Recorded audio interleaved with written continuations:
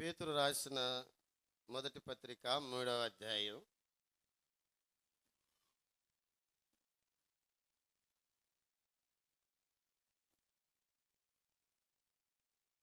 10-11 వచనాలు మనందరం కలిసి చదువుకుంటాం. పేతురు రాసిన మొదటి పత్రిక 3వ అధ్యాయం 10-11 వచనాలు మనందరం కలిసి చదువుకుంటాం.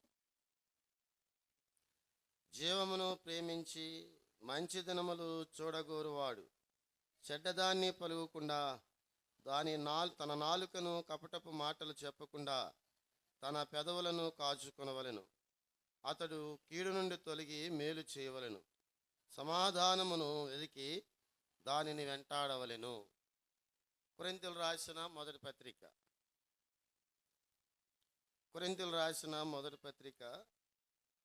11వ అధ్యాయం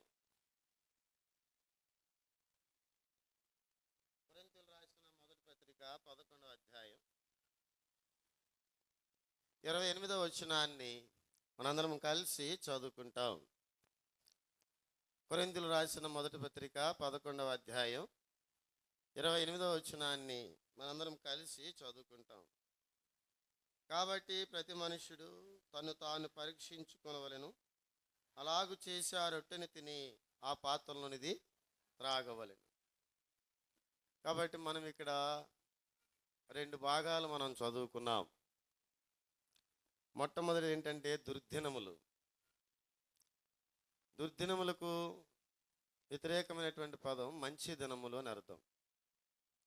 కాబట్టి ఇక్కడ పేతురు రాసిన మొదటి పత్రికలో మనం చూస్తే మంచి దినములు చూడగోరువాడు అని ఉంది. ఇక్కడ మన అంశం ఏంటంటే ఈరోజు మంచి దినాలు చూడాలంటే మనం ఏం చేయాలి? అలాగూ చేసి ఆ రొట్టెని తిని ఆ పాత్రలోనిది త్రాగాలి. ఆరాధనా వర్తమానంలో యోహాను సువార్త 15వ అధ్యాయము 16వ వచనంలో మనం చూసాం.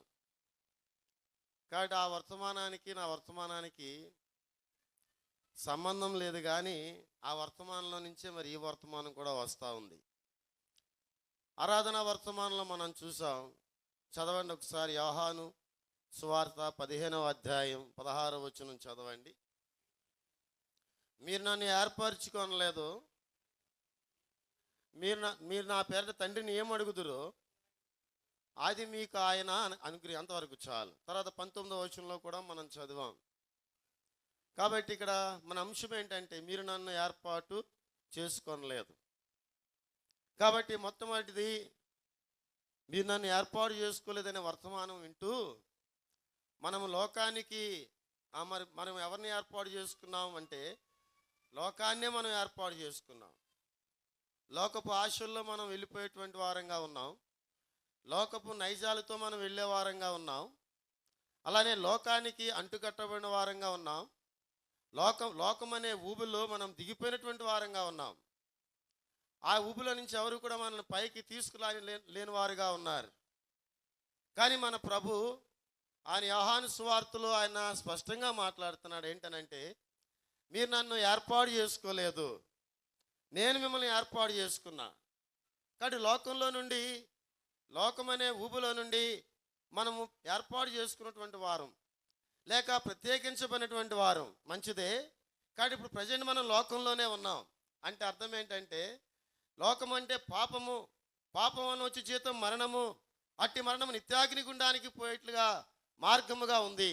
ఇక్కడ ఆ లోకంలో మనం ఉన్నాం. అంటే అర్థం ఏంటంటే లోకంలో దుర్దినాలు ఏంటో మనం చూసాం. ఏంటి? మొదటి ప్రపంచ యుద్ధం చూసాం, రెండో ప్రపంచ యుద్ధం చూసాం, ఇప్పుడు జరుగుతున్నటువంటి యుద్ధం కూడా మనం చూస్తున్నాం, మూడో ప్రపంచ యుద్ధాన్ని కూడా మనం జ్ఞాపకం చేసుకున్నాం. అంటే యుద్ధాల మధ్యలో మనం ఉన్నాం, కరువు కాటకాల మధ్యలో మనం ఉన్నాం, దుర్దినాలలో మనం ఉన్నాం. దేవుని యొక్క వాక్యం సెలవిస్తూ ఉంది, దుర్దినాలలో మనం ఉన్నాం. మన వ్యక్తిగతమైనటువంటి జీవితంలో, లేక మన కుటుంబ జీవితాల్లో, లేక మన సంఘ జీవితాల్లో మనం ఎట్లా ఉన్నామంటే ఏ వ్యక్తి కూడా నేను మంచిగా ఉన్నానని చెప్పలేని వారంగా ఉంటాం. యవనస్తులు కానివ్వండి, చిన్నపిల్లలు కానివ్వండి, అలాగే మధ్య వయస్కులు కానివ్వండి, కుటుంబీకులు కానివ్వండి, సంఘము కానివ్వండి, ఏదో ఒక దుర్దినాన్ని కూర్చున్నటువంటి బాధ, ఏదో ఒక వేదనను కూర్చున్నట్టు ఏదో ఒక వేదన, ఏదో ఒక బాధ, ఏదో ఒక రోగము, ఏదో ఒక శోధన ఏదో ఒకటి మనల్ని వెంటాడుతూనే ఉంటుంది. అంటే అర్థం ఏంటంటే మనం దుర్దినాల్లో ఉన్నామని అర్థం. పేతురు రాసిన పత్రికలో మనం చదివినట్లయితే పేతురు ఇక్కడ మాట్లాడుతున్నాడు ఏమని? రెండు విషయాలు. మంచి దినాలు. మంచి దినాలు నువ్వు చూడాలంటే ఎట్లుండాలి? దుర్దినాల్లో ఉన్నావు, మంచిదే. ఆ దుర్దినాల్లో కొట్టుమిట్టాడిపోతా ఉన్నావు, వ్యాధి అనే దుర్దినం, లేకపోతే కుటుంబ బాధలు అనే దుర్దినాలు మనకుంటాయి. అలాగే సంఘంలో చూస్తే ఆ సంఘంలో కూడా దుర్దినాలు ఉంటాయి. అందుకు నా పాట మనం పాడుకున్నాం. ఏం చెప్పండి అది? దుర్దినములలో మన ప్రభు క్రీస్తునందు వెలుగునందిన ప్రియుడా. ఆ చరణం చూడండి ఒకసారి, 60వ పాట. దుర్దినములలో నుంటిమి మనము జ్ఞానము కలిగి. ఇక్కడ ఎలా అక్కడ ఉన్నాం మనం? చెప్పండి, ఎక్కడ ఉన్నాం? దుర్దినాల్లో ఉన్నాం. అంటే చెడ్డ దినాల్లో మనం ఉన్నాం, అపాయకరమైనటువంటి దినాల్లో మనం ఉన్నాం, కాబట్టి శోధనకరమైనటువంటి దినాల్లో మనం ఉన్నాం. వీటన్నిటికీ ఒక పేరు ఏం పెట్టాడంటే దుర్దినం. ఈ దుర్దినంలో ఉన్న మనము ఎవరిని చూడాలా? మంచి దినాలను చూడాలంటే మనం ఏం చేయాలి అంటే దానికి 3 భాగాలుగా 3 ప్రశ్నలు నేను మీకు చెప్తా. 3 అంశాలు మీకు నేను చెప్తా. మన అంశం ఏంటి? అలాగూ చేసి ఆ రొట్టెని తిని ఆ పాత్రలోనిది ఏంటి? మన 3 భాగాలు. మొట్టమొదటి భాగం ఏంటి? దుర్దినాల్లో మనం ఉన్నాం. మంచి దినాలు నువ్వు కలిగి ఉండాలంటే, మంచి దినాలను చూడాలంటే నువ్వేం చేయాలా? మొట్టమొదటిది. కాబట్టి రెండవదిగా మనం ఏం చేస్తాం? చదవండి. మీరు నన్ను ఏర్పాటు చేసుకోలేదు, నేనే మిమ్మల్ని ఏర్పాటు చేసుకున్నా. లేకపోతే అది మొదటి అంశంగా మనం తీసుకుందాం. రెండో అంశం ఏంటి? దుర్దినాల్లో ఉన్నాం, మంచి దినాల్లో ఉండాలంటే ఏం చేయాలా? మూడో భాగం ఏంటంటే అలాగూ చేసి ఆ రొట్టెని తిని ఆ పాత్రలోనిది ఎట్లా పడితే అట్లుంటే ఈ దుర్దినాలు, అపాయకరమైనటువంటి దినాల్లో మనం భద్రపరచబడడం చాలా కష్టం. దేవుని యొక్క బిడ్డగా, దేవుని యొక్క సొత్తుగా, ఆత్మీయమైనటువంటి జీవితంలో కానీ, శారీరకమైనటువంటి జీవితంలో కానీ మనం క్షేమంగా ఉండాలంటే, సంఘ జీవితంలో కానీ మనం క్షేమంగా ఉండాలి, మంచి దినాలను ఎదురు చూసే వారంగా ఉండాలంటే 3 లక్షణాలు మనం కలిగిన వారంగా ఉండాలి. కానీ మొట్టమొదటి లక్షణం ఏంటి చూపిస్తాను, చదవండి. సామెతల గ్రంథం 18వ అధ్యాయము 21వ వచనం చదవండి. సామెతల గ్రంథం 18వ అధ్యాయం, సామెతల గ్రంథం 18వ అధ్యాయం 21వ వచనం చదవండి. దయచేసి 21 ఎవరు తెలియదా? మీ బైబిల్లో లేదా? అయ్యో, మరి చదివితే అందరూ చదివేస్తున్నారు, ఒకళ్ళు మాత్రం చదవట్లేదు. ఎవరో ఒకలే, ఎవరో ఒకరు. 21. జీవమరణములు నాలుక వశము, దాని యందు ప్రీతిపడివారు దాని ఫలము తిందురు. కాబట్టి మంచి దినాలను మనం చూడాలంటే మొట్టమొదటి ఏం చేయాలంట? జీవమరణములు నాలుక వశం. మనం జీవించాలన్నా, రెండవది మరణించాలన్నా ఏం కావాలి మనకి? నాలుక. ఈ రెండు నాలుక దగ్గర ఉన్నాయి. పాపం వల్ల వచ్చే జీతం మరణం. కాబట్టి నాలుక పాపంతో కూడిన మాటలు మాట్లాడుతుంది, మేలుకరమైన మాటలు కూడా మాట్లాడుతుంది. కాబట్టి నువ్వు ఏం చేయాలి? నీ నాలుకను ఏం చేయాలి? నువ్వు నాలుకను, పెదవులను ఏం చేయాలన్నా కాపాడుకోవాలి. అలాగూ చేసి అరటిని తిన ఆ పాత్రలోనిది నువ్వు నీ యొక్క జీవితంలో నువ్వు మంచి దినాలు చూడాలంటే దేవుని యొక్క వాక్యం ద్వారా స్పష్టంగా ఆయన నీకు నాకు తెలియజేసేది ఏంటంటే నీ నాలుకను, నీ పెదవులను జాగ్రత్తగా కాపాడుకో. మన నాలుకను కాపాడుకుంటున్నామా? మన యొక్క పెదాలను మనం కాపాడుకునే వారంగా ఉన్నామా? జీవమరణములు నాలుక వశము. మనం జీవింపజేయాలి. జీవం అంటే అర్థం ఏంటంటే సత్యం అని అర్థం, బ్రతుకున్నామని అర్థం. మరణం అంటే అర్థం ఏంటంటే పాపం అని అర్థం. పాపం వల్ల వచ్చే జీతము మరణం. కాబట్టి మన నాలుక ఎట్లుంది? ఎందుకు మనం ఇంకా దుర్దినాల్లోనే ఉన్నాం?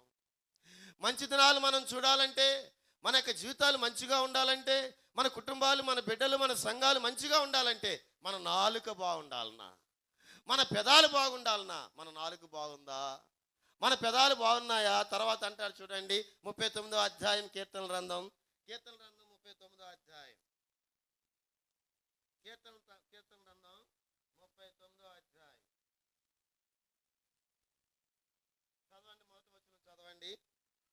నా నాలుకతో పాపము చేయకుండానట్లు నా మార్గమును జాగ్రత్తగా చూసుకుందును. భక్తిహీనులను ఎదుటన్నప్పుడు నా నోటికి చిక్కమును. మొట్టమొదటి అంశం ఏంటి? మొట్టమొదటిది క్వాలిఫికేషన్ ఏంటి చెప్పండి? మొట్టమొదటి 10th క్లాస్ చదవాలా, తర్వాత ఇంటర్మీడియట్ చదవాలా, తర్వాత డిగ్రీ చదవాలా, అప్పుడే బీఈడీకి రావాలా. యాక ఏమొద్దు, నా దగ్గర డబ్బులు ఉన్నాయి, నా దగ్గర తెలివితేటలు ఉన్నాయి, లోకానుసారమైనటువంటి తెలివితేటలు అన్నీ ఉన్నాయి, నాకు బీడీ సీట్ ఇవ్వమంటే ఇస్తారా? ఎవడు ఈడు? కాబట్టి పిల్లలు మొట్టమొదటి ఏం చేయాలంటే మన నాలుకను మన పెదవులను జాగ్రత్తగా కాపాడుకోవాలి. మరి నాలుక యొక్క పెదాలు, నాలుక యొక్క ఉద్దేశాలు ఏంటి అంటే జీవ మరణములు నాలుక పెదాల యొక్క వశములు. కాబట్టి పిల్లలు మొట్టమొదటి అంశం ఏంటి? మన నాలుక మన పెదాలను ఏం చేయాలా? మన జీవితంలో మంచి దినాలను మనం చూడాలంటే మన నాలుక మన పెదాలను కాపాడుకోవాలి. దానికి మనం చూసాం నాలుక పెదాల యొక్క నాలుక యొక్క అర్థం ఏంటంటే నాలుక లేకపోతే రుచి లేదు. ఉప్పు ఎలాగుందో చెప్పేది నాలుకే, కారం ఎక్కువైందో తక్కువైందో చెప్పేది కూడా నాలుకే, మనుషుల యొక్క సంబంధాలను విడదీసేది కూడా నాలుకే, మనుషుల యొక్క సంబంధాలను కలిపేది కూడా నాలుకే. నీ నాలుక ఎట్లుంది, నా నాలుక ఎట్లుంది? అలాగు చేసి అందుకు ప్రతి మనుషులు తను తాను పరీక్షించుకున్న వాళ్ళను అలాగు చేసి రొట్టెనిది నా పాత్రలోనిది. ఏ నాలుగుతో తింటున్నావు ప్రభు యొక్క పాత్ర? నువ్వు ఏ నాలుగుతో నువ్వు త్రాగుతున్నావు? నీ నాలుగు రుచికరంగా ఉందా? ఆరాధన వర్తమానంలో మనం చూసాం ఏంటన్నా, మన లోకానికి ఎలా చేశాడు దేవుడు? మనల్ని రుచికరంగా చేశాడు, సంఘానికి రుచికరంగా చేశాడు, కుటుంబానికి రుచికరమైన వారంగా, లోకానికి రుచికరమైన వారంగా మనం ఉన్నాం. రుచికరంగా ఉందనుకోండి కూర, కుదంత ఆహారం ఎక్కువ తింటాం. రుచిగా లేదనుకోండి ఏం చేస్తాం? పాడేయడం ఇష్టం లేక ముక్కుబొడిగా తింటాం. మన నాలుక ఎట్లుంది?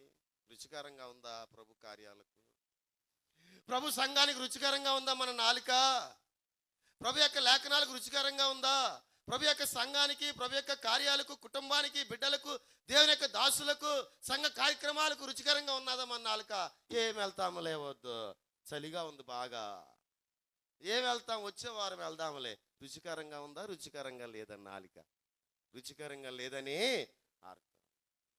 ఎంత కష్టమైనా ఎంత నష్టమైనా పదాం దేవుని మందిరానికి పోదాం అంటే నీ నాలుక ఎలా ఉంది? రుచికరంగా. అలాగూ చేశారు రీతిని ఆ పాత్రలోనిది.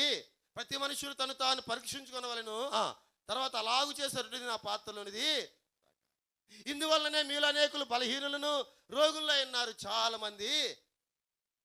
ఈ వాక్యం బైబిల్లో అన్నిటికంటే ఎక్కువగా ఈ కొరింథీయులు రాసిన మొదటి పత్రిక 11వ అధ్యాయం 22వ వచనం దగ్గర నుంచి కూడా ఏంటంటే ప్రతి ఒక్కరం 11వ వచనం దగ్గర నుంచి కూడా అందరి ఆత్మీయ జీవితాల్లో కూడా అన్నిటికంటే ఎక్కువ సార్లు విన్న వాక్యం ఇదే.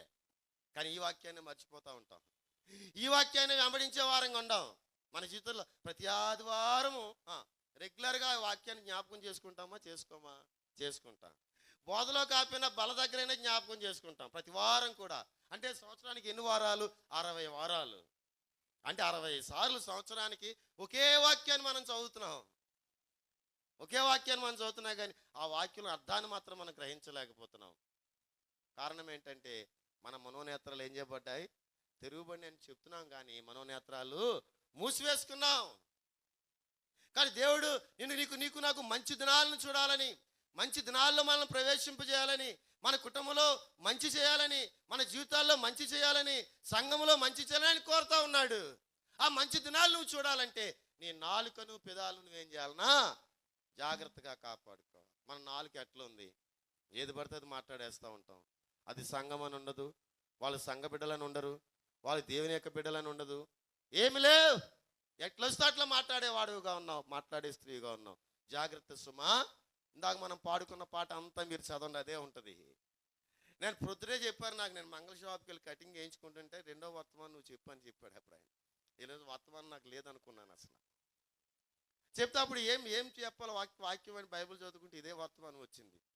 అదే పాట అంతా గుర్తొచ్చింది నాకు. తర్వాత చూడండి అందులో 60వ పాట, మందసమైక్యత చెడగొట్టి తమ వంకర మాటలతో మందను చెరపాటెండి కాలము మెలకువతో నుండెదము.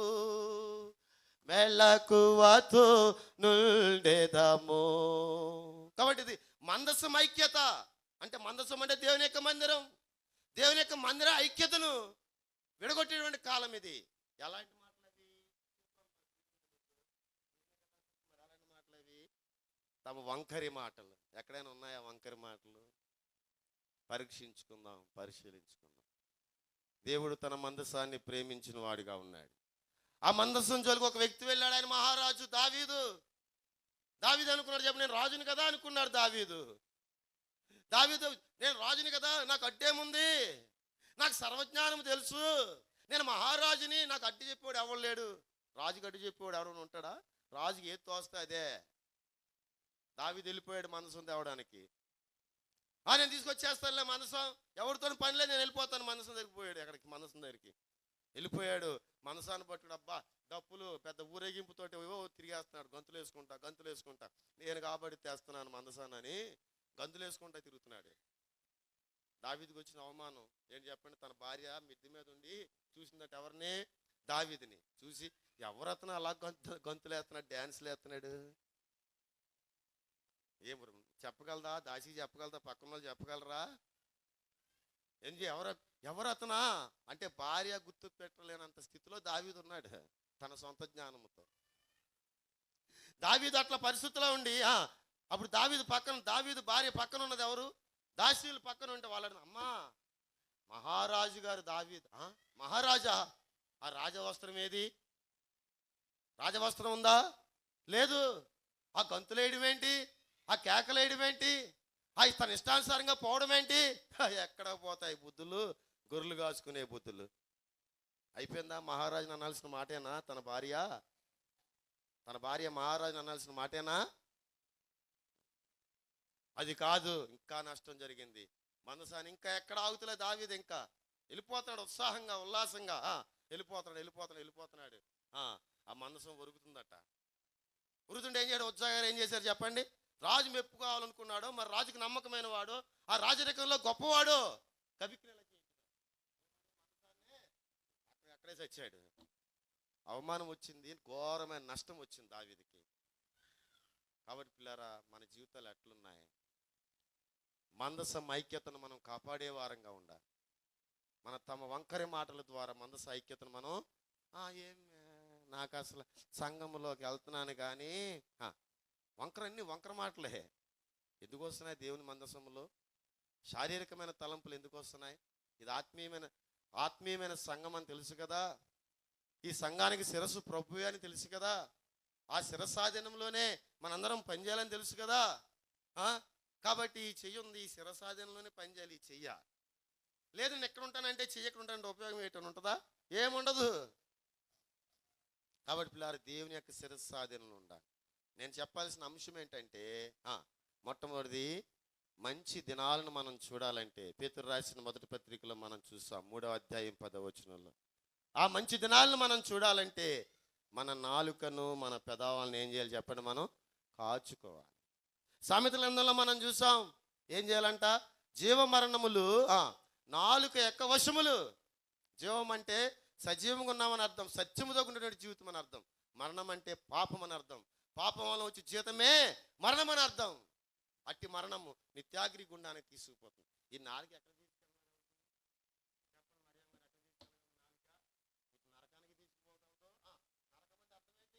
నరకానికి తీసుకెళ్ళిపోగలదు, ఇలాగ ఎక్కడ తీసుకెళ్ళగలదు?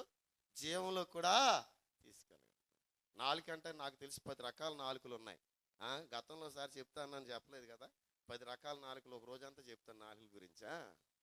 నాకు తెలుసు 10 రకాల నాలుకల గురించి బైబిల్లో రాసినట్లుగా నేను చదివా. మీకు ఎన్ని నాలుకలు ఉన్నాయో నాకు తెలియదు ఇంకా పూర్తిగా లోతుగా వెళ్తే. కాబట్టి ఇప్పుడు చెప్పాల్సిన నాలుక ఏంటంటే, ఇప్పుడు నాలుక పెదాలు రెండు. నాలుక బాగుంది అనుకోండి, పెదాలు కూడా బాగుండాలి. పెదాలు సరిగ్గా లేకపోతే ఏమవుతుంది? నత్తిగా వస్తాయి. కానీ నీ పెదాలు ఎలా ఉన్నాయి? క్రమంగా ఉన్నాయా? ప్రభువును స్తుతించే ఉన్నాయా? ప్రభువుని ఆరాధించే పెదాలుగా ఉన్నాయా? ప్రభు కార్యాభివృద్ధి కొరకై, మందసం ఐక్యత కొరకై ప్రోత్సహించే పెదాలుగా ఉన్నాయా? పరీక్షించుకుందాం. కాబట్టి మనము మంచి దినాలను మనం చూడాలంటే, ఏ మనిషి కూడా ఇక్కడ ఉన్న వాళ్ళు అందరం కూడా నాకు అన్నీ బాగున్నాయి, నేను మంచుకున్నానని చెప్పగలం ఎవరమైనా? ఏదో ఒక చెడ్డ మన స్థితి ఉంది, మనలో ఉంది. ఏదో ఒక బాధ మనలో ఉంది. కారణం ఏంటంటే మనం లోకంలో ఉన్నాం. లోకం నుంచి ప్రభు మనల్ని ఏర్పాటు చేసుకున్నాడు. మన ముందు దేవుడు మంచి దినాలు ఇవ్వాలని కోరుతా ఉన్నాడు, మంచి బ్రతుకులు ఇవ్వాలని కోరుతా ఉన్నాడు. దానికి కావాల్సిన మొట్టమొదటి లక్షణం ఏంటంటే, మన నాలుకను మన పెదాలను చక్క చేసుకోవాలి. తర్వాత ఏమన్నాడు? యోబు గ్రంథంలో చూడండి. అందుకనే యోబు అంటాడు తన భార్యని, 2వ అధ్యాయం యోబు గ్రంథం 2వ అధ్యాయం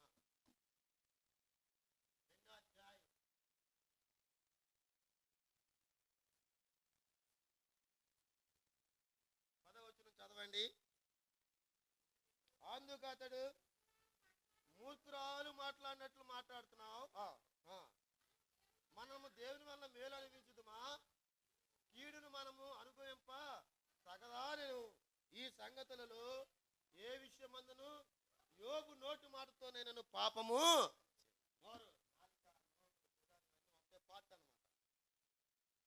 కాబట్టి ఇక్కడ యోబు భార్య అంటుంది, ఏమంటుంది? యోబుకున్నాయన్ని పోనీ అంట. యోబు సంపన్నుడు, ఐశ్వర్యవంతుడు, భక్తిపరుడు, నీతిమంతుడు. అబ్బా, యోబుకు ఎన్ని క్వాలిటీస్ ఉన్నాయో. అలాంటి యోబుకి ఒక్క దినమే పిల్లలందరూ పోయారు, ఎంత బాధ ఉంటుంది. ఒక్క దినమే ఆస్తి అంతా పోగొట్టుకున్నాడు యోబు, ఎంత బాధ ఉంటుంది. నిరాకారం అయిపోయాడు యోబు, ఎంత బాధ ఉంటుంది.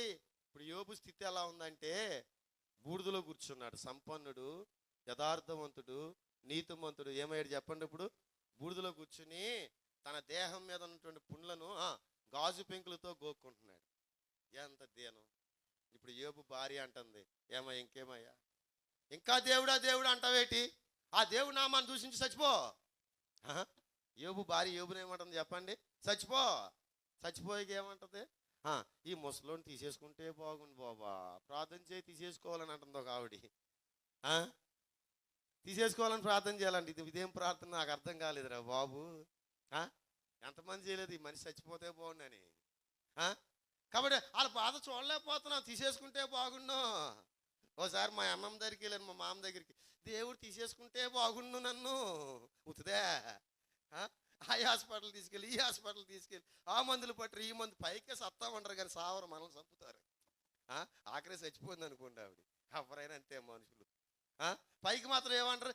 ఎందుకు బతుకున్నానో నా బతుకేటి నాకే అర్థం కావట్లేదు, ఉతుదే ఆ మందులన్నీ తేవలసిందే. కాబట్టి పిల్లారా, యోబు యొక్క భార్య అంటుంది, ఏమంటుంది ఇప్పుడు? నువ్వు చచ్చిపో. యోబు యొక్క భార్య అంటుంది. కానీ చాలా మంది, ఒక ఆవిడ ఏమన్నాను ఇందాక, చచ్చిపోవాలని ప్రార్థన చేయాలంటే ఇదేం ప్రార్థన మరి నాకు అర్థం కాలేదు. సర్లే మా ప్రభు చిత్తం ఎలా ఉంటే అలా జరుగుతుందిలే. కానీ మళ్ళీ ఆవిడ ఏమంటుంది ఇప్పుడు? తీరా చచ్చిపోయాడు ఆయన. నేను అక్కడికి వెళ్ళాను, ఆయన చూస్తానికి వెళ్ళాను. నా దేవుడు అంటుంది. పోయిన ఆదివారం ఏమంది చెప్పండి? ఇప్పుడు ఏమంది? పోయిన ఆదివారం ఆయన చచ్చిపోయినా బాగుండు, చూడలేకపోతున్నాను, చేయలేకపోతున్నాను బాబా. ఇప్పుడు ఏమంటుంది? ఇప్పుడు నా దేవుడు ఒకసారి లేదు, ఒకసారి లేదు, ఒకసారి. ఏమన్నా మనిషి మాటలు. మనమా యోబు భార్య అంటే అబ్బో యోబు భార్య అలాగ అందనుకుంటాం. మనము అంటాం. మనుషుల యొక్క బుద్ధి ఇది. యోబు యొక్క భార్య అంటుంది ఇప్పుడు యోబు దగ్గరికి వచ్చి ఏమంటుంది? సంపన్నుడి యొక్క భార్య సంపన్నురాలే కదా, యోగ్యురాలే కదా, ధన్యురాలే కదా. కాబట్టి యోబు భార్య అంటుంది యోబు దగ్గరికి వచ్చి ఏమంటుందట? ఇంకే దేవుడు అంట. దేవుడా దేవుడా దేవుడా, ఎందుకులే కానీ దేవుడా, దేవుడి నామాన్ని దూషించి చచ్చిపో. యోబు అన్నాడు, యెహోవా వలన మేలు అనిపించడానికి తగిన వారం కానీ కీడు అనిపించడానికి తగిన వారం కామా. ఎందుకు మూర్ఖురాల్లా మాట్లాడుతున్నావు? ఈ మధ్యాహ్న కాల సమయంలో ఆయన శరీరక్తాల్లో చేవేకపురం ప్రభు మనతో కూడా మాట్లాడుతున్నాడు. ఎలా మాట్లాడుతున్నామంట? మనం చెప్పమ్మ జ్వాల, ఎలా మాట్లాడుతున్నాం చెప్పవే, అలాగే చూస్తున్నాం. మూర్ఖురాల్లా మాట్లాడుతున్నాం. ఆ మాట చదువు, మరి అక్కడ ఉందిగా, చదవండి, ఆ మాట చదవండి. యోబు గ్రంథం 2వ అధ్యాయం 10వ వచనం. అందుకు అతడు మనం ఎలా మాట్లాడుతున్నామంట? అందుకు దేవుడు శరీరక్తాలు మనతో మాట్లాడుతున్నాయి. అందుకు ఆయన శరీరక్తాలు ఏమంటున్నాయంట చెప్పండి? గట్టిగా గీత గట్టిగా చెప్పాలా? మనం ఎవరో మంచోళ్ళు మా చెప్పు, మనం ఎవరు? Very good. మనం మూర్ఖులు ఎలా మాట్లాడతాం? మూర్ఖురాల్లానే మాట్లాడతాం. మూర్ఖుడులానే మాట్లాడతాడు. ఎందుకు నువ్వు మూర్ఖురాల్లా మాట్లాడుతున్నావు? యోబు తన భార్యతో అన్నాడు, దేవుని యొక్క సంఘము ఆయన యొక్క సంఘ వధువు, ఆయన మనకు భర్త, అలంకరింపబడే రాజు అయి ఉన్నాడు, భర్త అయి ఉన్నాడు. ఆయన సంఘముతో మాట్లాడుతున్నాడు. ఇదిగో ఆయన శరీరాలు రక్తాలు మనతో మాట్లాడుతున్నాయి. ఎన్నిసార్లు ప్రభు నువ్వు దూషించావు? ఎన్నిసార్లు నీ జీవితంలో నీకు వచ్చిన కష్టాలను బట్టి, ఎన్నిసార్లు నీ జీవితంలోకి వచ్చిన నష్టాలను బట్టి ఎన్నిసార్లు ప్రభువుని దూషించావు? ప్రభు నీతో నాతో మాట్లాడుతున్నాడు. ఆయన శరీరక్తాలు నీతో నాతో మాట్లాడుతున్నాయి. ఏమని మాట్లాడుతున్నాయి? యెహోషువ గారు చెప్పండి, ఏమంటున్నాయి? ఆయన శరీరక్తాలు, ఆయన రొట్టె ఏం మాట్లాడుతుంది మనతో చెప్పరేటండి? ఎందుకు మూర్ఖులా మాట్లాడుతున్నావు? ఆయన రక్తం మనతో మాట్లాడుతుంది. ఏమని? ఎందుకు నువ్వు మూర్ఖురాలా మాట్లాడుతున్నావు? అట్లా మాట్లాడుకు. మనం మాట్లాడామా లేదా అది మన ఆత్మసాక్షికే తెలియాలా, అది మన మనస్సాక్షిగా తెలియాలా. కానీ యోబు తన భార్యతో మాట్లాడుతున్నాడు, దేవుడు తన సంఘంతో మాట్లాడుతున్నాడు. ఏమనంటే, మూర్ఖుల్లా మాట్లాడక, మూర్ఖత్వంతో బ్రతక్క, దైవ చిత్తానుసారంగా మాట్లాడు. యోబు తన నోటితో నేను పాపము యోబులా ఉండాలని ప్రభు కోరుతున్నాడు. ఎక్కడైనా ప్రభుని ద్వేషించే వారంగా ఉన్నామా? యోబు భార్యను యోబు భార్యను యోబు హెచ్చరిస్తున్నాడు. ఇప్పుడు ఆయన మనల్ని హెచ్చరిస్తున్నాడు. ఏమని? మూర్ఖురాలు, నీ పెదాలను నీ నాలుకను ఏం చేసుకోవాలన్నా? నీ నాలుక జాగ్రత్త. రెండోది ఏం చదువుకున్నావు? నీ పెదాలకు చిక్కము పెట్టుము. పెదాలు నాలుక నాలుక దగ్గర ఏముందట? జీవ మరణములకు సాదృశ్యంగా ఉంది. జీవంలోనికి తీసుకెళ్తుంది, మరణంలోకి తీసుకెళ్తుంది. కాబట్టి ఇప్పుడు అంటున్నాడు, నీ పెదాలు జాగ్రత్త. కష్టమైన నష్టమైన యోబు అన్నాడు, బ్రతుకుట యెహోవా ఇచ్చెను, యెహోవా తీసుకున్నాడు. యెహోవా ఇచ్చాడు నీకు, నాకేమిచ్చినా. ఒకవేళ పోగొట్టుకోవాల్సిన పరిస్థితి పోగొట్టుకో, పర్లే. యోబుని విడిచిపెట్టలే. యోబు అలా నమ్మకంగా ఉండు. యోబుని దేవుడు విడిచిపెట్టలే. పోగొట్టుకున్న దానికంటే ఎక్కువ యోబుకు దేవుడు యోబుని కన్న దేవుడు, యోబుని ఏర్పాటు చేసుకున్న దేవుడు, యోబుని ఎన్నుకున్న దేవుడు నన్ను కూడా ఎన్నుకున్నాడు. నన్ను కూడా కన్నాడు. నన్ను కూడా పోషిస్తున్నాడు. నన్ను కూడా విడిచిపెట్టేవాడు. కానీ మనం ఏం చేయాలంటే, మనకు ఉండాల్సిన మొట్టమొదటి నియమం ఏంటంటే, మన నాలుకను మన పెదాలను ఏం చేయాలన్నా? మేలుకరమైనటువంటి ఆశీర్వాదకరమైనటువంటి దినాలు మన జీవితంలో, మన కుటుంబ జీవితాల్లో, మన బిడ్డల జీవితాల్లో, మన సంఘ జీవితాల్లో, ఈ లోకయాత్రల్లో మనం కలిగిన వారంగా ఉండాలంటే, చూడాలంటే, అనుభవించాలంటే, మొట్టమొదటిది మన నాలుకను మన పెదాలను ఏం చేయాలా? జాగ్రత్త పెట్టు. చిక్కము పెట్టుకోమన్నది బైబిల్లో. చిక్కం పెడితే ఇంకా ఆ గేదె ఏమైనా పని చేస్తుందా? మాట్లాడుతుందా? ఇంకా అరుస్తుందా? అంటే చిక్కం తీసేస్తే ఏం చేస్తుంది చెప్పండి? ఎలా పడితే అలాగ అరుస్తుంది. కానీ ప్రభు అంటాడు, దేవుని వాక్యం అంటది, నీ నోటికి ఏం చేయాలన్నా? చిక్కము పెట్టుకో. దేవుని మందిరావరణాల్లో, ఆత్మీయమైనటువంటి జీవితంలో నోటికి చిక్కముందా? ఇష్టానుసారంగా మాట్లాడుతున్నామా? నా నోటితో నేను చెప్పలేనిది దేవుడు అట్లాంటి వారిని ఒప్పుకునేవారుగా లేడు. ఆయన శరీరక్తాలు మనం ప్రశ్నిస్తున్నాయి. నా ప్రియమైన బిడ్డ, నువ్వు నన్నే నమ్ముకో. నీ నాలుక ఎట్లుంది? నీ పెదాలు ఎట్లున్నాయి? నేను నిన్ను లోకంలో నుంచి ఏర్పాటు చేసుకున్నా. నువ్వు లోకానికి అంటుకట్టుకుపోయిన వాడివి. లోకం అనే ఊబులో నువ్వు పడిపోయిన వాడివి. నేను పైకి లేవనెత్తాను. నా బిడ్డగా, నా సొత్తుగా, నా జనాంగంగా చేసుకున్నాను. ఈ దుర్దినాల్లో నీవున్నావు. ఈ దుర్దినాల్లో నీకు మంచి దినాలను చూపించాలని, నీ జీవితంలో మంచి జరిగించాలని కోరుతున్నాను. కానీ కొన్నిసార్లు ఎక్కడో నీ నాలిక నాకు వ్యతిరేకంగా మాట్లాడతాను. వంకర మాటలు మాట్లాడే నాలికను చూసాం కదా మనం. నీ నాలిక నాకు వ్యతిరేకంగా ఉంది. నీ పెదాలకి చిక్కం లేదు. ఇంకా నీ నోట్లోంచి ఏ మాటలు వస్తున్నాయి? అదే మాటలు. జాగ్రత్త సుమా. ఆయన శరీరక్తాలు మరలా మనకు జ్ఞాపకం చేస్తున్నాయి. నీ మాటలు జాగ్రత్తగా పెట్టుకో. నీ పెదాలు జాగ్రత్తగా పెట్టుకో. రెండవది ఏం చేయాలంట? కీడు నుండి తొలగి మేలు చేసే వారంగా మనం ఉండాలి. మొట్టమొదటి ఏం చేయాలా చెప్పాము? చిన్న మరియమ్మ రాసుకుంటున్నావా? బ్లెస్సియా నీ పేరు, దీవెన, రాహేల్ నీ పేరు రాసుకుంటున్నావా? ఏటి మన అంశం ఏంటి చెప్పు? నీవు మంచి దినాలు చూడాలంటే ఏం చేయాలా? మొట్టమొదటిది చెప్పమ్మా. నాలుక పెదాలు జాగ్రత్త పెట్టుకో. తర్వాత రెండవది ఏంటి చెప్పండి? కీడు నుండి తొలగి మేలు చేసే వారంగా ఉండాలి. చదవండి రోమిలు రాసిన పత్రిక 12వ అధ్యాయం. రోమిలు రాసిన పత్రిక 12వ అధ్యాయం.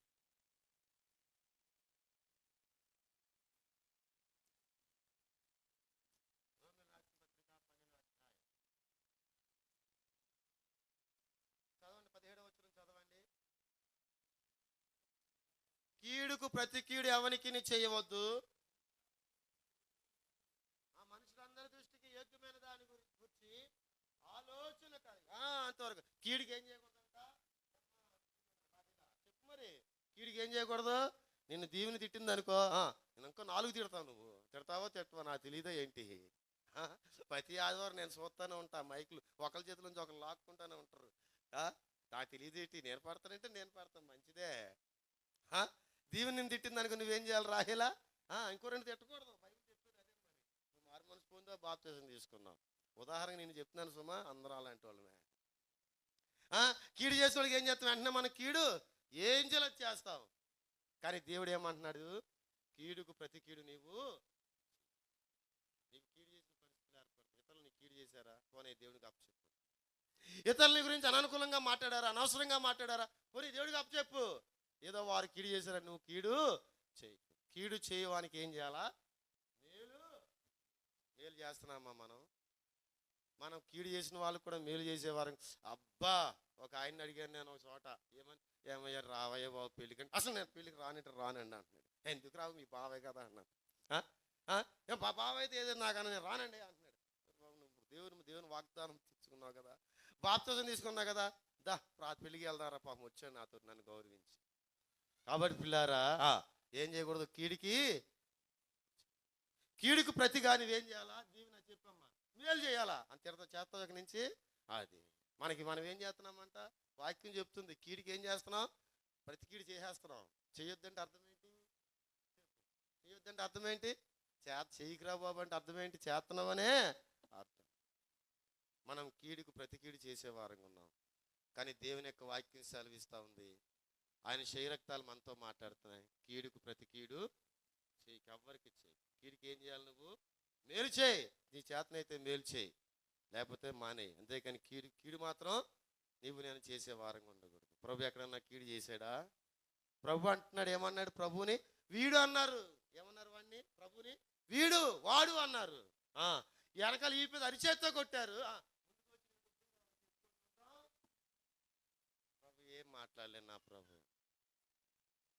ఆ ప్రక్కలో బల్లెపోట్లతో పొడుస్తున్నారు, తల్ల ముళ్ళకిరని పడరాని పాటలు ఆయన సిలువలో ఆయన పడ్డాడు, పెట్టారు ఆయన అన్ని పాటలు. అయినా నా ప్రభు ప్రార్థన ఒకటి, ఏం చెప్పు, కీడుకు ప్రతి కీడు చేయడానికి అలవాటు. ప్రభా నా తండ్రి, వీరేమి చేయుచున్నారు, వీరు ఎరుగురు కనుక వీరిని క్షమించు. ఎంత గొప్ప ప్రార్థన.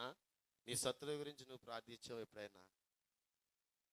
నీ ప్రతివాది గురించి నువ్వు ప్రార్థించే స్థితిలో నీవు ఉన్నావా? మన గురించి మనమే చేసుకో, ఇంకా శత్రువు గురించి ఏం చేస్తాం? కాబట్టి పిల్లారా, నీ శత్రువు గురించి కూడా నువ్వు ప్రార్థన చేయి, నీ కీడు చేసేవాని గురించి కూడా నువ్వు ప్రార్థన చేయి. అది ప్రభు నేర్పించే పాఠం, అది ఆ కల్వరి శిలువలో యేసు నేర్పించే పాఠం. మొట్టమొదటిది, నీ నాలుక పెదాలను జాగ్రత్త పెట్టుకో. రెండవది ఏంటంటే, కీడుకు ప్రతి కీడు నీవు చేయకు. కీడు చేయవానికి మేలు చేయి. నీ మేలును దేవుడు చూసేవాడుకున్నాడు. నిన్నెవరు గుర్తించలేకపోతున్నారా? ఒకవేళ నీకు ఎంత మేలు చేసినా కీడే నీకు ఎదురవుతుందా? అయినా నీ ప్రభు నేను విడిచిపెట్టేవాడు కాదు. నా యేసుక్రీస్తు ప్రభుని ఆయన తండ్రి విడిచిపెట్టిన వాడిగా ఉన్నాడు. కాబట్టి ఆయన మూడో దినాన్ని తిరిగి లేచాడు. మనందరికీ రాజులకు రాజుగా, ప్రభులకు ప్రభుగా ఆయన కనపడ్డాడు. కాబట్టి నిత్య రాజ్యానికి వారసుడిగా మనం చేయడానికి ఆయన కర్త అయ్యాడు. ఆయన తండ్రితో మనల్ని సమాధానపరిచాడు. కారణం ఏంటంటే, ఆయన కీడుకు ప్రతిగా ఎవ్వరికి కూడా కీడుకు ప్రతిగా ఆయన మేలు చేశాడు. కాబట్టి నీకు అలాంటి లక్షణం క్రీస్తు యేసును కలిగిన మనసు మీరును కలిగి చదవండి. తర్వాత చదవండి 12వ అధ్యాయం. ఇదే అధ్యాయం చదవండి. 20. కాబట్టి నీ శత్రువు ఆకలి కొని ఉంటే అతనికి భోజనం పెట్టు, దప్పుకొని ఉంటే అతనికి దాహానికి ఇవ్వి. అలాగ చేయటం వలన అతని తల మీద నిప్పులు గొప్పగా పోయినవు. కీడు వలన జయింపబడక మేలు చేత కీడికంట మన మనుషులమైతే ఏం చేస్తాం, కీడుకు ప్రతి కీడు చేస్తాం.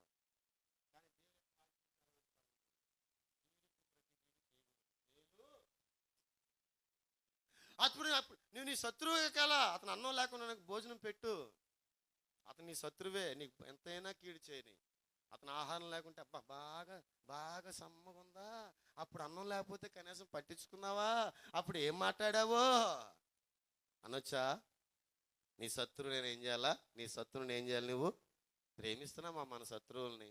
ఈ సంఘంలో ఎంతమంది ఉన్నాం, అబ్బబ్బా నాకు ఎవరితో విభేదం లేదు, అందరితో సంతోషంగా ఉన్నా, అందరితో సమాధానంగా ఉన్నాను చెప్పగలవా? మనంతా ఒక రొట్టెలోదే తింటాం, ఒక పాత్రలో తాగుతాం, కానీ కీడు గురించిన ఆలోచన మనలో పోలే. దేవుడు వాటిని ఇష్టపడేవాడు కాదు. కీడుకు ప్రతి కీడు నువ్వు చేయకూడదు. కీడుకు ప్రతిగా ఏం చేయాలి? నువ్వు మేలు చేయాలి. మేలు చేత కీడుని ఏం చేయాలి? నువ్వు జయించాలి. జయిస్తున్నామా? తర్వాత చదవండి. తర్వాత త్వరగా టైం అయిపోయింది.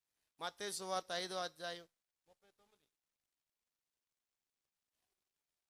నేను మీతో ఏం చెప్తున్నానంటే దుష్టుని ఎదిరింపగా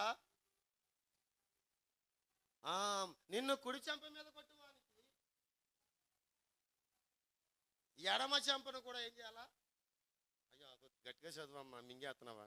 ఎడమ చెంప కూడా అన్న తర్వాత నువ్వు చదువుతున్నావా? నేను తీయలేదు బైబిల్. ఎడమ చెంప అది అసలు మాట వదిలేస్తున్నారు మీరు. ఎడమ చెంపను కూడా ఏం చేయాలి నువ్వు? బైబిల్ దేవుని యొక్క వాక్యం సెలవిస్తూ ఉంది. ఎవడ నిన్ను కుడి చెంప మీద కొడితే ఏం చేయాలి? ఎడమ చెంప కూడా ఇచ్చేయి. ఆడు కుడి చెంప మీద కొడతాం కాదు, మనమే 2 చెంపలు వాయించేస్తాం మనం. ఒక ఆవిడంట నాతో, అసలు నా నోరు మంచిది కాదమ్మో, చాలా జాగ్రత్తగా అంటుంది ఒక ఆవిడ. నన్ను పోన్లే, ఏం చేయాలి? జాగ్రత్తగా ఉండాలి కదా. నోరు అసలు మంచిది కాదంట, ముందే ఇచ్చేస్తున్నావు వార్నింగ్. మంచిదే, కానీ దేవుని యొక్క వాక్యం ఎలా సెలవిస్తుందంటే ఎడమ నీ కుడి చెంప మీద కొడితే ఏం చేయాలి? నువ్వు ఎడమ చెంపను కూడా అతనికి ఇది కీడుకు నువ్వు ప్రతి కీడు చేయకూడదు. యేసు కీడుకు ప్రతి కీడు చేయలే. వారిని యేసును బాధ పెడుతున్నారు వాళ్ళు. యేసు అంటున్నాడు, ప్రభువా తండ్రి వీరేమి చేయుచున్నారు, వీరు ఎరుగురు కనుక వీరిని కాబట్టి మనం మన శత్రువులను క్షమించే వారంగా ఉండాలి. మన శత్రువులను ప్రేమించే వారంగా ఉండాలి. మన శత్రువుల విషయమై ప్రార్థించే వారంగా ఉండాలి. మన శత్రువులకు మనం ఆహారం పెట్టే వారంగా ఉండాలి. మన శత్రువుల యొక్క దాహాన్ని తీర్చే వారంగా ఉండాలి. అది నా యేసు ప్రభు చేశాడు. ఆయన శరీరక్తాలు మనతో మాట్లాడుతున్నాయి. మొట్టమొదటిదిగా ఏంటంట? మనమేమో జీవితంలో మంచి దినాలను చూడాలంటే, మన కుటుంబంలో మంచి దినాలను మనం చూడాలంటే, మన సంఘంలో మనం మంచి దినాలను చూడాలంటే మన నాలుకను జాగ్రత్తగా కాపాడుకోవాలి. మన పిదాలకు ఏంటది ఏం వేసుకోవాలా? చెక్కం వేసుకోవాలి. తర్వాత రెండవది ఏంటంట? కీడుకు ప్రతి కీడు మనం చేసే వారంగా ఉండకూడదు. తర్వాత మూడవది చదవండి, చివరిది సమాధానం వెతికి దానిని వెంటాడే వారంగా ఉండాలి. ఈ సంవత్సరం వాగ్దానం అంతా ఏంటి చెప్పండి? మనకి సంఘ వాగ్దానం అంతా ఏంటి? సమాధానం. పోయిన నెల అనుకుంటా మనం చూసాం సమాధానాన్ని గురించి కొన్ని విషయాలు. బైబిల్ అంతా చదివితే సమాధానమే. సమాధానము సమాధాన గృహంబులోనో సమాధాన కర్త స్తోత్రములు. సమాధాన గృహంబులోనో సమాధాన కర్త స్తోత్రము. క్రీస్తు యేసు మనకిలలో నిత్య సమాధానము. క్రీస్తు యేసు మనకిలలో నిత్య సమాధానము. మధ్యపు గోడాలు కూలద్రోసెను, మధ్యపు గోడాలు కూలద్రోసెను. నిత్య శాంతిని మనకొసగెల్, నిత్య శాంతిని మనకొసగెల్. సమాధాన గృహంబులోను సమాధాన కర్త స్తోత్రము. సమాధానానికి కర్త ఆయన గృహం ఇది. నిశ్చయముగా ఈ మందం యెహోవా, మరి ఈ మాట మర్చిపోయాను. నిశ్చయముగా రామచంద్రపురం వాక్యం రాయించాను అక్కడ గోడ మీద, ఇప్పుడు మర్చిపోయాను, నేనే రాయించి. యెహోవా ఈ స్థలమందు ఉన్నాడు. యెహోవా ఈ స్థలమందు. యెహోవా అంటే ఉన్నవాడని అర్థం, అనువాడని అర్థం. ఈ స్థలానికి కర్త ఆయన. ఆ కర్త ఈ స్థలానికి పెట్టిన పేరేంటి చెప్పండి? సమాధాన గృహం. ఈ సమాధాన కర్త స్థలములో మనం ఉన్నాం. మనకున్న సమాధానం. మధ్యపు గోడ ఒకటి ఉంది. ఏంటి ఆ మధ్యపు గోడ? సమాధానం లేని గోడ. మధ్యపు గోడను కూలద్రోసెను, నిత్య శాంతిని మనకొసగెను. ఆ తండ్రికి మనకి మధ్యలో గోడ ఉంది. ఏటా గోడ? సమాధానపు గోడ. ఆ సమాధానం ఉందా మనకి? లేదు. ఆ గోడను తీసివేయడం కొరకై తన ప్రభువుని మన దగ్గరికి పంపించాడు. ఎలాగా? సమాధానకర్తగా. కాబట్టి ఆ సమాధానం మనకు కలిగిన వారంగా ఉండాలి. సమాధానాన్ని వెతకాలి, దాన్ని మనం వెంటాడే వారంగా ఉండాలి. కాబట్టి మనము సమాధానం కలిగి ఉండే వారంగా ఉండాలి. తర్వాత చదవండి, రోమీయులు రాసిన పత్రిక 14వ అధ్యాయం. రోమీయులు రాసిన పత్రిక 14వ అధ్యాయం 14:19. కాబట్టి సమాధానమును పరస్పర క్షేమాభివృద్ధిని కలుగుజేయ వాటిని ఆసక్తితో, కింద ఉంది ఫుట్నోట్లో ఒకటే ఉంది కదా, కింద ఉంది ఏంటి చెప్పండి, వెంటాడుదము. కాబట్టి పిల్లారా, సమాధానం గురించి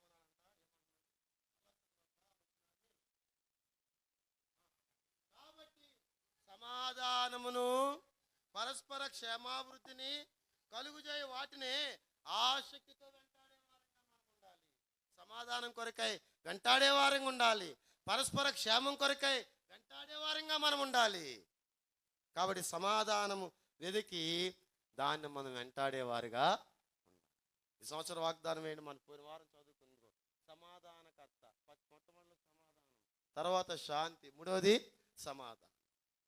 కాబట్టి సమాధానాన్ని వెతికి వెంటాడే వారంగా మనం ఉండాలి.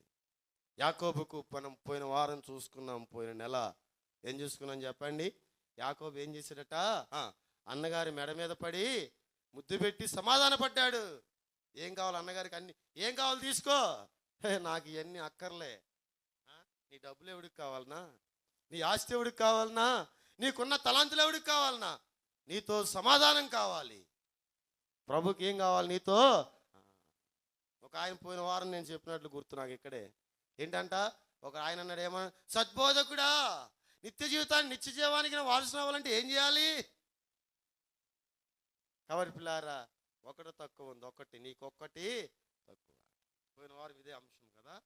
కాబట్టి పిల్లారా, ఇప్పుడు ఈ అంశం ఏంటంటే సమాధానం కలిగి, సమాధానం కొరకై కలిగి ఉండి దాన్ని వెంటాడే వారంగా ఉండాలి. నీవు నేను సమాధానానికి కారకులంగా ఉండాలి. సంఘములో సమాధానానికి కారకులంగా నీవు ఉన్నామా? నీ కుటుంబంలో సమాధానానికి కారకురాలుగా నీవు ఉన్నావా? లోకములో సమాధానాన్ని వెతికి వెంటాడేవాడు ఉన్నావా? ఎంతసేపు ఆ మనిషికున్న పేరు, ఒక పేరు అటు ఏంటంట, గయ్యాలిది అంటే అర్థం ఏంటి? సమాధానం ఆవిడికి లేదని అర్థం. ఎంతసేపు గొడవలే, ఎవరిని లక్ష్యం అంటుందో కావడం నా దగ్గర. అయ్య బాబోయ్, ప్రభు ఏమంటున్నాడు చెప్పండి?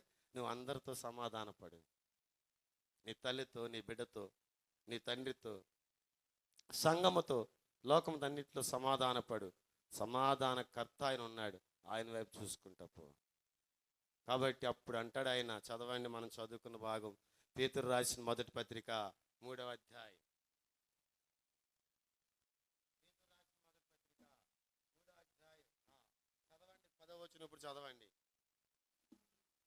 జీవమును ప్రేమించి మంచితనములో చూడగోరువాడు చెడ్డదాన్ని పలుకుండా, తన నాలుకను కపటపు మాటలు చెప్పకుండా తన పెదవులను కాచుకొనవలెను.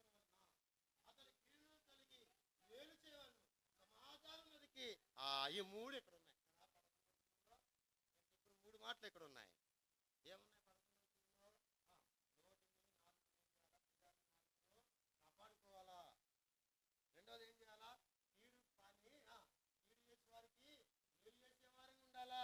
మూడోది ఏం చేయాలన్నా? సమాధానాన్ని వెతికి వెంటాడే వారంగా ఉండాలా. అలాగూ చేశారట తిని ఆ పాత్రలను త్రాగాల. ఎందుకనంటే ఇందాక అన్నాడు ఆయన ఆరాధన వర్తమానంలో, దేవుని యొక్క వాక్యం ద్వారా ఏమని, లోకములో నుండి లోకానికి అంటుకట్టబడ్డాం. లోకం అనే ఊబిలో మనం దిగిపోయినటువంటి వారంగా ఉన్నాం. ఆయన మనల్ని ఏర్పాటు చేసుకున్నాడు. ఆయన ఏర్పాటులోని మనం తీసుకుని వచ్చి దేవుని యొక్క సంఘంలో పెట్టాడు. ఆయన ఆరాధించే వారంగా, ఆయన స్తుతించే వారంగా, ఆయన శరీరక్తాలను తిని త్రాగే వారంగా మనం చేశాడు. ఆయన శరీరక్తాలను తిని త్రాగకపోవడము ఆయన మాట్లాడుతున్నాడు, నా బిడ్డ, నువ్వు దినాల్లో ఉన్నావు నాకు తెలుసు, నువ్వు బాధలో ఉన్నావు నాకు తెలుసు, నువ్వు కన్నీరు ఏంటో నాకు తెలుసు, నీ వేదన ఏంటో నాకు తెలుసు. మరి నీ మంచి దినాలు నీకు కావాలంటే ఈ 3 లక్షణాలు నువ్వు కలిగి ఉండు. ఏంటి 3 లక్షణాలు అంటే? నీ పెదాలు, నీ నాలుక జాగ్రత్త, కీడుకు ప్రతి కీడుగా చేయక, కీడుకు మేలు చేయి, కీడు చేయ వారికి నీ శత్రువుని ప్రేమించు. మూడవది సమాధానాన్ని కలిగి అంటాడు. అలాగూ చేశారు తిని ఆ పాత్రలను త్రాగాలని ప్రభు మనకు హెచ్చరిస్తున్నాడు. అట్లా ఆయన శరీరక్తాల్లో చేయడానికి కృప దేవుడు మనకు దయచేయునుగాక. ఆమేన్. ప్రార్థన చేస్తాం.